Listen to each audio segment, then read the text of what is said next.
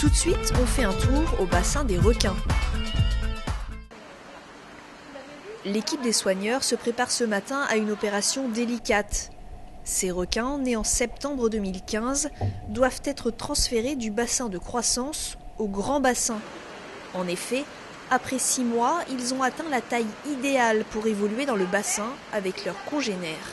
Alors, on profite de cette manipulation et de ce transfert pour identifier nos animaux. Nos animaux, ils vont être dans un bassin où il y a beaucoup de requins. On a besoin de savoir qui est qui. Et puis, on a aussi un logiciel de suivi des populations au niveau européen. Et pour ça, on est obligé d'identifier les animaux. Donc, on profite de cette manipulation avec l'aide du service vétérinaire pour pouvoir insérer sous l'épiderme une puce qui va être une puce qui permettra, lors des transferts ou des captures, d'identifier l'animal. La manipulation doit être rapide. Les requins sont des poissons et respirent donc sous l'eau, contrairement aux dauphins ou aux orques.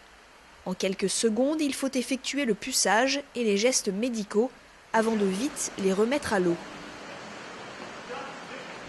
On aime utiliser cette opportunité pour faire les choses médicales et les autres choses qui sont nécessaires pour pas stresser les animaux avec une deuxième capture. Et en même temps, avec 2 animaux, j'ai fait une prise de sang parce qu'on fait une étude scientifique sur cette espèce.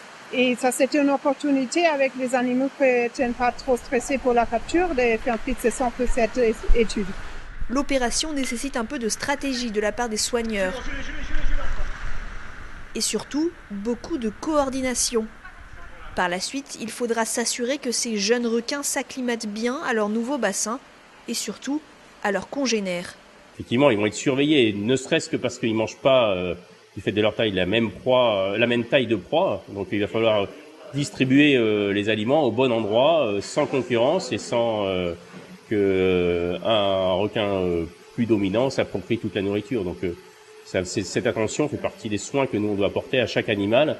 Dans une grande exposition comme ce bassin des requins, il y a beaucoup d'animaux, à nous de veiller que chacun puisse avoir au moins l'apport alimentaire dont il a besoin.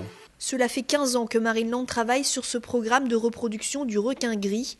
Les naissances annuelles sont une belle preuve de réussite et surtout de bonne santé des animaux.